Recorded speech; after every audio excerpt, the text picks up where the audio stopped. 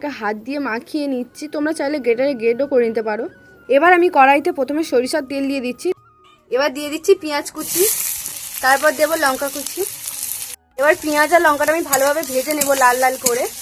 আমার পেঁয়াজ আর লঙ্কাটা লাল লাল করে ভাজা হয়ে গেছে। এবার আমি ওর মধ্যে গ্রেট করে রাখা রসুন আদাটা দিয়ে একটু ভালোভাবে নেড়ে নেব।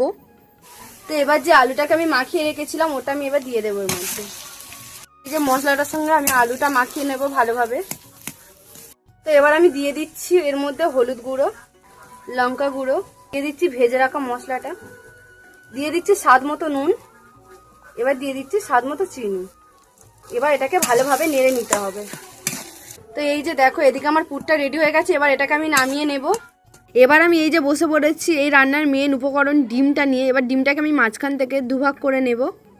তো বন্ধুরা এটা কিন্তু সন্ধ্যের জন্য একদম পারফেক্ট একটা স্ন্যাক্স। এটা বাড়িতে কিন্তু খুব সহজেই বানানো যায়। এবার এখানে আমি একটা ব্যাটার তৈরি করে নেব। তার জন্য আমি এখানে নিয়ে নিচ্ছি 2 চামচ মতো বেসন আর 1 চামচ মতো কর্নফ্লাওয়ার। এবার এটাকে ভালোভাবে গুলে নেব।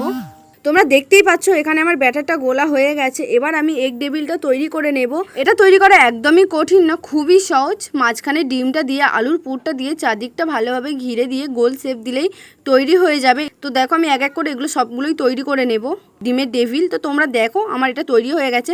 এবার এটাকে আমি একবার ব্যাটারে ডুবিয়ে তারপর ব্রেড ক্রাম্বসে ভালোভাবে কোটিং করে নিলেই আমার তৈরি হয়ে যাবে। তো বন্ধুরা এই যে আমার সবকিছু কোটিং করা হয়ে গেছে। তো চলো এবার এগুলোকে আমি ভেজে নেব। এবার আমি কড়াইতে বেশি করে তেল দিয়ে দিচ্ছি ওগুলো ভাজার জন্য।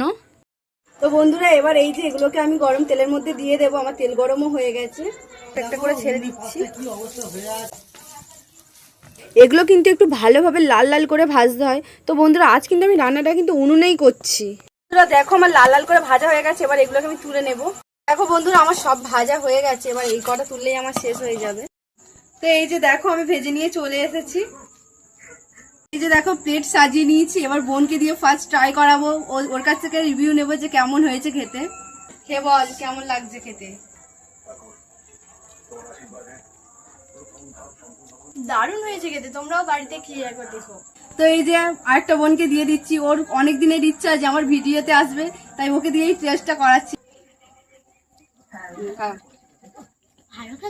তো ওদেরকে দিয়েও টেস্ট করলাম। এবার আমি একটু টেস্ট করে দেখবো যে কেমন বানিয়েছি।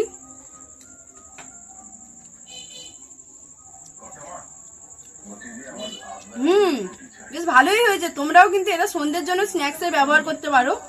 আজ এই রেসিপিটা তোমাদের কেমন লাগলো অবশ্যই কিন্তু আমাকে কমেন্টে জানিও। যদি ভালো লাগে অবশ্যই বাড়িতে একবার তৈরি করে খেয়েও দেখো। তো আজ ভিডিওটা এই পর্যন্তই শেষ করলাম। ভালো লাগলে লাইক শেয়ার অ্যান্ড সাবস্ক্রাইব করে দিও আর একটা কমেন্টও করে দিও। তো আজকেকার মতো টাটা।